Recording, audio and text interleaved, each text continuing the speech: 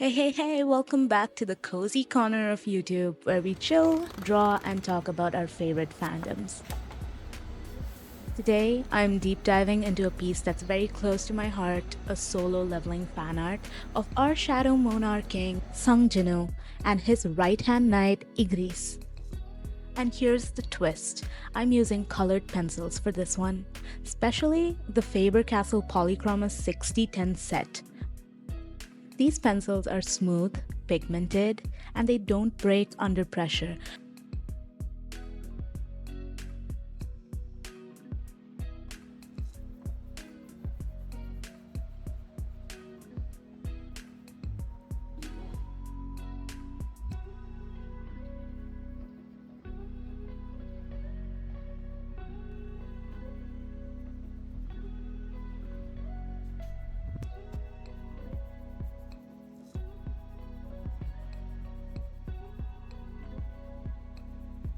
But seriously, why colored pencils? So first off, I wanted to challenge myself. A lot of people see colored pencils as a beginner, medium, or something for casual hobbyists. But let me tell you, there's so much power packed into these tiny sticks of pigment. You can go from soft, dreamy gradients to super intense contrasts with just layering. Second reason, control. With ink or markers, you commit fast. There's no turning back. But with colored pencils, I can build everything slowly. I can decide exactly where I want the shadows to fall and how much texture I want. The reason I made this video is because of a comment I received on one of my earlier posts, and I thought would be a great idea to demonstrate. Also, this is low-key personal. The texture of pencil on paper, it hits that ASMR spot for me. Alright, now let's talk about blending, because that's where the magic really happens. My first technique is hatching, aka the spicy strokes. Hatching is when you create layers of strokes that go in the same or slightly varied direction. You are essentially tricking the eye into seeing depth and tone with just lines. Here are some key tips. Use light to medium pressure. This ain't the time to Hulk smash the paper. Your strokes should be consistent in length and direction. I usually go diagonally for shadows and cross-hatch in tighter areas for darker tones. Layer the colors gradually. Like start off the base with a lighter color and then work your way up to a darker color. You can also add in different colors to the hatching to give the textures more depth and personality. Keep your pencils sharp every time you add a new layer or if you're planning to change the color of the layer above. The biggest mistake is going in with dark colors too early. Take your time and maintain your patience while layering and hatching. The second technique is layer and blend.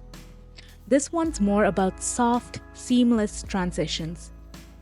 Here are some of the common mistakes I see people doing all the time. Do not skip your base layer. Don't go in with full pressure from the start. Your pencil tip will be dull and the paper will hate you. It makes it so much more difficult to add any highlights or lighter tones on top. Here's what you should do. Start with a super light pressure for your base layer. Think of it as laying down a primer. This isn't about color yet, it's all about the smoothness. Then go in with your midtones, gradually increasing the pressure. I use tiny circular motions to avoid harsh lines. It makes it look like the colors just melt into each other. Top it all off with a darker tone to push the contrast. And then, this is the key, go back with your midtone or a light neutral to blend the layers together. Some people use blending pencils or solvents, but honestly, I prefer dry blending with the actual colors. This way, you get more pigment, more control, and that satisfying waxy shine that makes the piece pop.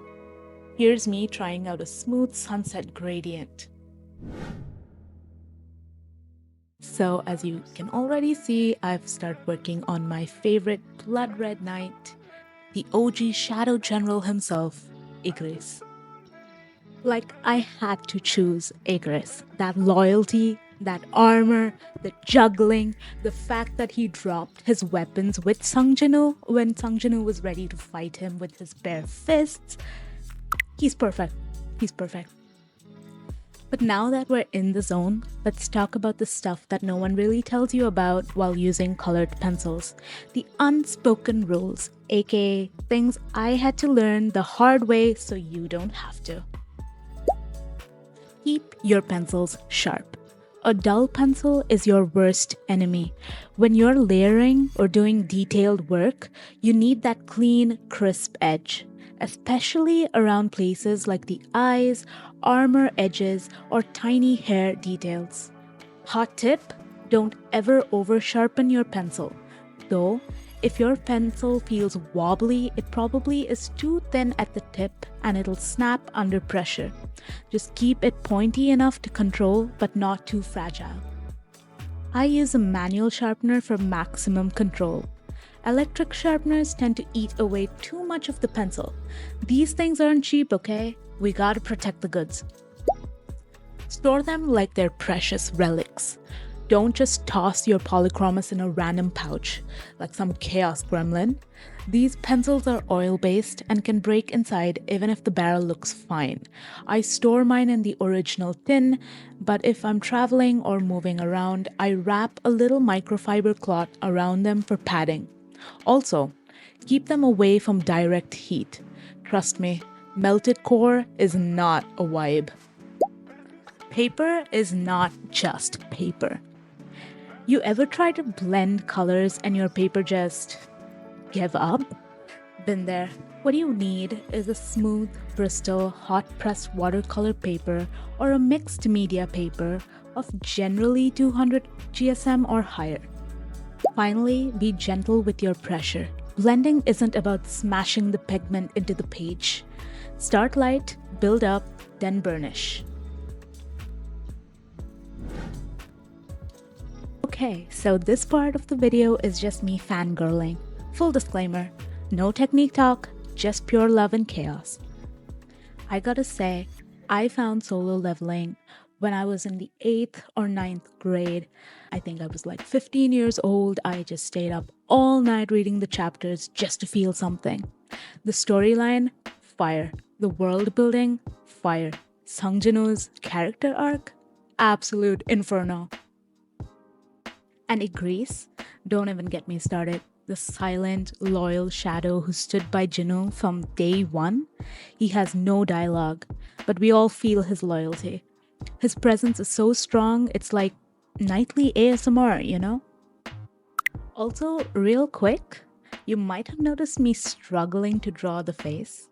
If you're drawing anime characters, especially ones with really stylized features like Jin-Woo's sharp eyes or Igris' insane armor silhouette, please use reference images.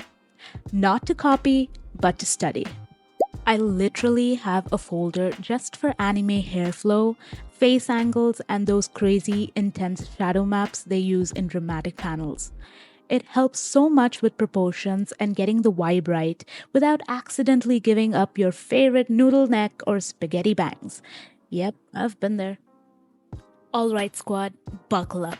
This is the part for the hardcore solo leveling fans. In the manhwa, after Jin-Woo clears the first S-rank raid, you actually see his mana core burst into life in his chest, like glowing, pulsing, even reshaping his ribs. The anime, of course, just skips to the stat screen. The system in the LN drops side quests on him, like collect 1,000 mana crystals from D-rank dungeons, with flavor text and mini rewards. You never see that grind in the anime, so you miss the sense of him actually leveling up outside the main story beats.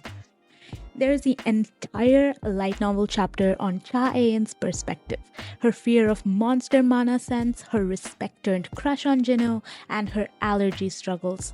In the anime, we only see her reactions, we never actually get her internal monologue. Interesting on how many things we actually miss in the anime, right?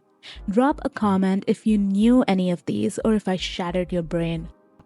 Anyway, this was a fun piece to work on. If you're someone who gets overwhelmed by fast mediums, try slowing it down with some colored pencils. And if you're new here, I post more chill coloring content and anime artworks once a week. So hit the sub button, give the video a like, and I'll see you in the next Cozy Chaos session.